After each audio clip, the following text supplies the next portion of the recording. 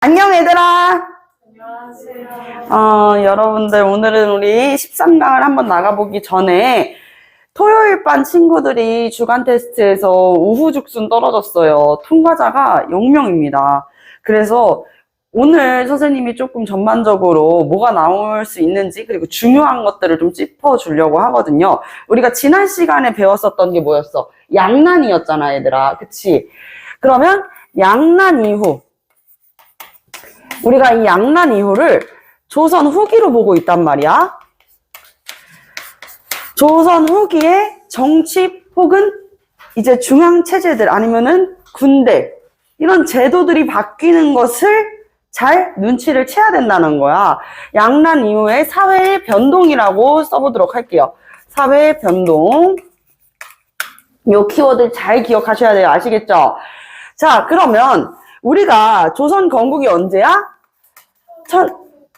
아주 좋아요. 1392년이에요. 그래서 끝은 이거는 역사 학자들마다 이야기가 하는 거는 다 달라. 1910년으로 보는 사람들도 있고 1897년으로 보는 사람들도 있는데 선생님도 광무개혁까지로 보고 있어가지고 1897년이라고 이야기를 하면서 여러분들의 시험 범위는 1894년 가부개혁까지입니다. 그런데 우리는 아직 요 가운데를 나가고 있다는 것이죠. 여기까지 나가야 되는데 아직 한참이죠. 자, 그러면 이 조선사를 500년이라는 역사에서 가운데를 딱 나누는 사건이 무엇이냐라고 하면 그게 임진왜란이라고 하지만 더 크게는 양난으로 봐요. 양난으로 봐요. 임진왜란과 우리가 지난 시간에 배웠었던 정묘호란 그리고 병자호란 요 시기가 이제 조선 전후기를 나누는 계기가 된다. 자, 여기까지는 조선 전기고 양난 이후로는 조선 후기로 본다 그랬었지. 자, 근데 전기랑 후기의 차이를 우리가 좀 캐치를 할 필요가 있어요. 지난 시간에도 선생님이 이야기를 했었는데 중종 때부터 그리고 중종 때랑 명종 때 삼포에서 외란이 일어나고 그리고 계속 이제 일본이 자꾸 우리나라에 개항된 항구 쪽으로 침입을 해오게 됐었잖아. 그치? 그러면서, 야, 이거, 우리나라 한반도가, 요런 식으로 대충 있으면, 우리나라 한반도가 이렇게 있으면은, 우리가 이 수도 한양만 중요한 곳이 아니라, 사방으로 적군이 침입해 올 수 있으니까, 위로는 누가 들어와요? 여진, 스스로 만주족이라고 칭하는 후금, 여진 세력들이 내려와가지고 우리가 사군육진을 세종대왕 때 개척을 했고, 아래에서는 일본 우리가 외라고 불렀었잖아요. 외가 침입을 해오게 되니까, 이거 어떻게 된 거야? 위아래로 침입해오니 수도만 우리가 방비해서 될 문제가 아니야. 이 국경지대, 지역의 국경지대 사방도, 이 변방의 치안도 방비할 필요가 있겠다라고 해가지고, 이때부터 비변사라는 것을 설치를 하죠. 변방의 치안을 방비하는 임시기구였었다가 이제 여진과 외의 침입, 특히 외의 침입이 잦아지자 삼포외란 이후로부터는 우리가 이 비변사라는 것을 처음에는 임시기구였는데 나중 가가지고는 상설화를 시켰다. 더 많이 설치를 했다. 그리고 이게 조선 후기에는 최고의 권력기구의 역할까지 하게 될 거야. 자, 그럼 비변사에서 키워드가 2개 나왔는데요. 변방의 치안을 방비하는 임시기구였었다가 이게 이제는 하나의 정식적인 기관이 된다는 것이죠. 상설화가 되었다. 그리고 하나 더 키워드는 무엇이냐면 이제 외란이 끝났잖아 얘들아. 임진왜란도 끝나고 이제 정묘호란 병자호란도 끝나고 나서 전쟁 또 있었어요. 이렇게 우리가 이제 배울 만큼 큰 전쟁은 없었어. 자잘한 침입 이외에. 이러다 보니까 이 비변사가 이미 설치는 되어 있으니 최고의 권력기구화가 되었었다는 거야. 최고의 권력기구가 화가 되었었다. 그렇다면은 원래 우리 조선시대에서 가장 최고의 권력기구는 뭐였었지? 그렇지, 의정부. 그리고 의정부 옆에 또 뭐가 있었어요? 육조가 있었단 말이야. 그래서 의정부나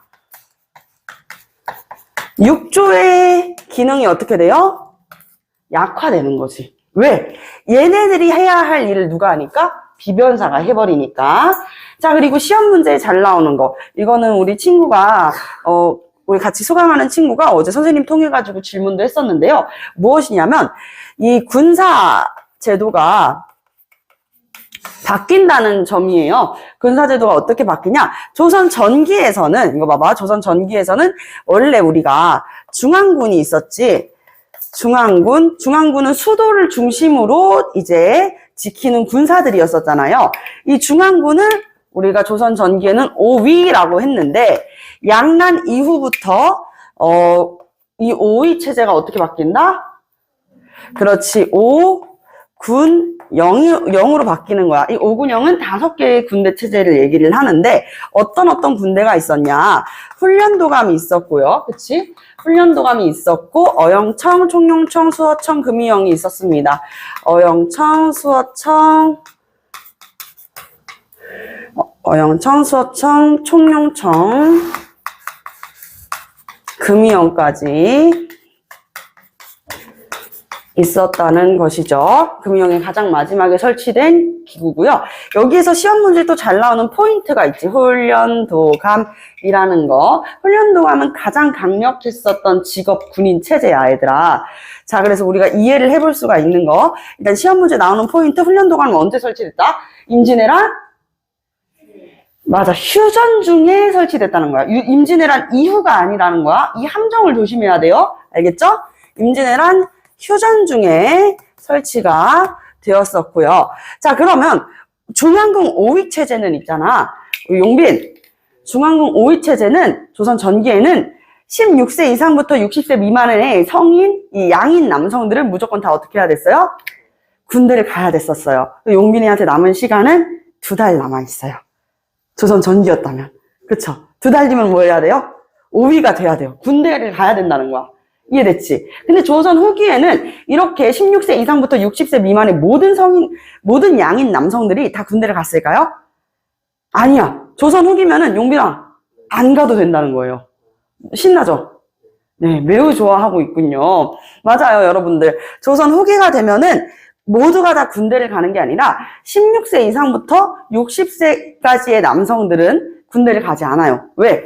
이제 자발적으로 저 군대 갈래요 해가지고 가는 직업군인 체제가 만들어졌잖아요. 그치? 그러면 무조건 끌고 갔었던 징병제에서 이제 모병제로 바뀐 거야. 저 갈래요. 이렇게. 이해됐지? 그러면 원래 군대를 가던 사람들이 안 가네? 그럼 그 사람들이 뭐 해야 되겠어요? 그 대신에? 그렇지. 세금을 내야 된단 말이야. 근데 그 세금을 돈으로 지불하는 게 아니라 이 군포라 그래가지고 옷감이에요. 옷감. 군포를 지불을 하는 거야. 1년에 2필씩 지불을 하게 되는 것이에요. 알겠죠? 세금으로. 자, 그래서 5위였을 때는 모두가 다 군대를 갔지만 5군형으로 바뀌면서 모병제, 직업군인 체제이기 때문에 모든 사람들이 다 군대를 가진 않아. 하지만 그거에 대한 세금은 내야 되는 것이죠. 알겠죠? 군대를 안 가는 대신에 이제 1년에 군포 2필씩 내는 세금제도 기억해 주시면 되고요. 자, 그리고 지방군입니다. 지방군은 선생님이 이제 당연히 수군이 있고 또 뭐가 있어요? 맞아요. 수군이 있고 육군이 있어요. 그래서 수군은 수군절도사, 그리고 육군은 병마절도사라고 표현을 했잖아요. 그런데 이 임진왜란 휴전 중에 만들어진 이 법이 하나 있어요. 바로 소구법이라고 해서 양반뿐만 아니라 천민도 다 같이 군대를 가는 제도야. 그래서 소구군이라는 것이 만들어졌다. 소구군은 양반뿐만이 아니라 천민도 군대를 가는 제도였었어요. 근데 양반들이 천민들이랑 같이 군대 가려고 했을까요? 맞아요. 아니에요. 양반들은 왜 자기가 천민들이랑 함께 군대를 가야 되냐는 입장이지. 양반은 그동안 조선 전기에도 모든 양인들이 다 군대를 가야 되지만 제외됐었던 사람들이 있었죠. 예를 들면 향리, 학생, 아니면은 누구 또 안 갔을까요? 양반들은 군대를 웬만하면 안 가려고 그랬었단 말이야. 그러다 보니까 양반들은 군대를 안 가는 게 익숙해진 사람들이야. 그래서 소고군이라고 하는 군대 제도가 있기는 했지만, 실제로 양반들은 잘 가지 않았었다라는 키워드까지 짚어주면 되고. 자, 그리고 여기에서 오늘 배워보기도 하겠지만요. 1년에 조선 후기부터는 이제 군대를 모두가 다 같이 가는 게 아니니까, 군대를 가지 않는 대신에 이제 1년에 군포 한 필씩을 두 필씩 납부를 했는데, 이거를 부담을 줄여주고자 한 필로 줄여줄 거야. 그걸 우리가 균역법이라고 해요. 균역법이 실시가 되면서 1년에 한 필로 줄어들게 되는 것입니다. 아시겠죠? 이 균역법을 실행한 사람은 오늘 우리가 배워볼 바로 영조라는 인물이 되겠고요. 그쵸? 그래서 요 키워드를 꼭 기억을 해주시면 되겠고, 이제부터는 본격적으로 정규 진도를 같이 한번 나가 보도록 할 건데, 자, 시험 문제에 잘 나오는 키워드들을 생각해 보면은 의외로 어려운 것들이 아니야. 특히 조선 후기에는 이 비변사가 굉장히 중요하게 자리 잡게 될 것이고요. 오늘 우리가 배우겠지만 세도 정치 때는 이 비변사가 어떻게 작용하는지도 한번 봐볼 필요가 있겠습니다. 정말 이렇게 조금 우리가 관심을 갖고 볼 필요가 있는 단원들이에요. 영정조로 같이 한번 넘어가 볼게요. 일단 우리가 지난 시간에 배운 거 복습을 한번 해보면, 지난 시간에는 우리가 인조 다음에 누구였었어? 복림대군. 아휴, 효종.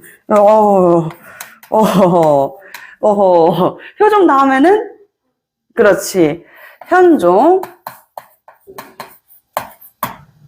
그리고 맞아, 인효현숙. 숙종 다음에 누구야?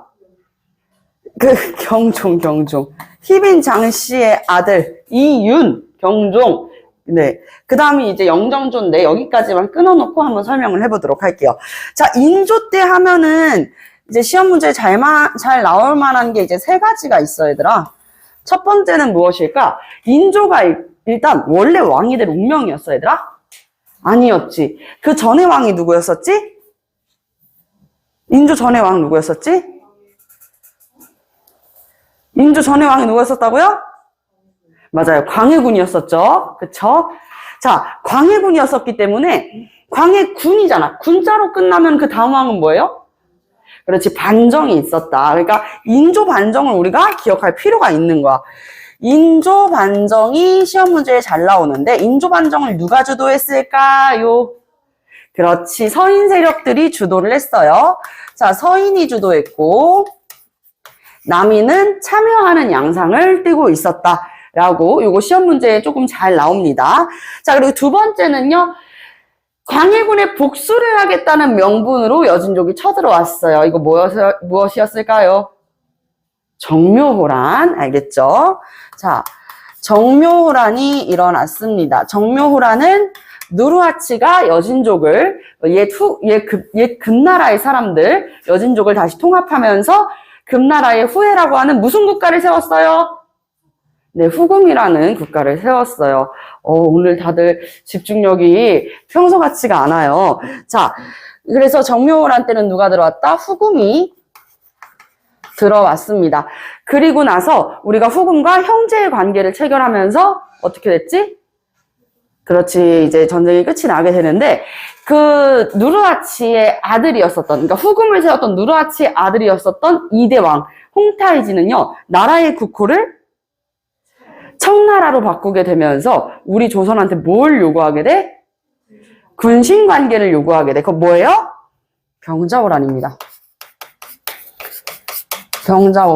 병자호란은 이제 청나라가 들어왔고, 우리나라한테 뭘 요구했다? 그렇지, 군주와 신하의 관계라 그래서 군신 관계라고 해요. 그리고 우리는 이 군신 관계를 체결하자고 왔었던 이 청나라에 대해서, 우리 정묘호란 때는 인조께서 어디로 피난 갔었지? 맞아요. 강화도로 피란을 갔었지. 그치? 그래서 이번에 병자호란 때도 강화도로 피란을 가려고 했었어. 강화도로. 근데 강화도로 피란을 갔었던 것을 정묘호란 때 이미 겪었잖아. 누구도? 여진족들도 겪었었기 때문에 강화도를 미리 가 있는 거야. 그래서 강화도는 이미 점령당에 있었어. 포위돼 있었어. 그래서 우리 인조께서는 하는 수 없이 어디로 갔어요?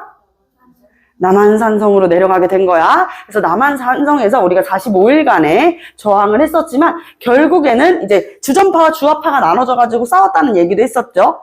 이제 주화파, 화친을 주장하다의 최명길, 그리고 전파, 맞아요. 전쟁을 주장하다의 김상현.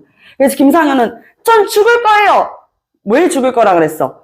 오랑캐한테 고개를 숙이는 군주를 섬기느니 차라리 저는 자결해버릴 거예요. 이렇게 얘기할 정도로 그러면서 이제 주전파와 주화파가 있었는데 초반에는 주전파의 의견을 수용하는 것처럼 보였으나 이제 계속 오래된 항전 끝에는 인조가 누구의 손을 잡았어요? 최명길, 바로 주화파의 손을 잡게 되면서 우리가 삼전도의 굴욕으로 알고 있는 이 삼전도에서 결국 청나라 황제한테 죄송합니다 라고 하면서 고개를 조아리게 되는 300호 고두례를 갖추게 되고 그러면서 군신관계가 체결된다. 여기까지였어요.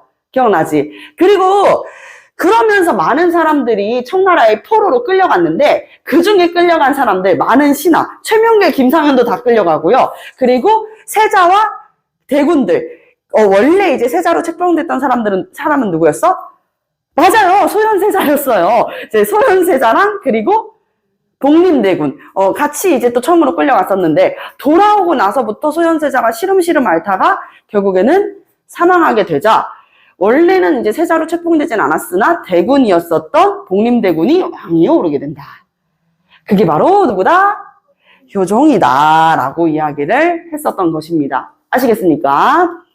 자, 그래서 효종 때는 중요한 게 무엇이냐? 우리 아버지의 복수를 하겠다. 감히 우리 아버지를 이 말을 말이야. 차가운 바닥에 몇 번을 닿게 한 거야. 내가 가만두지 않겠어. 복수하겠어. 라고 하면서 들고 일어났어.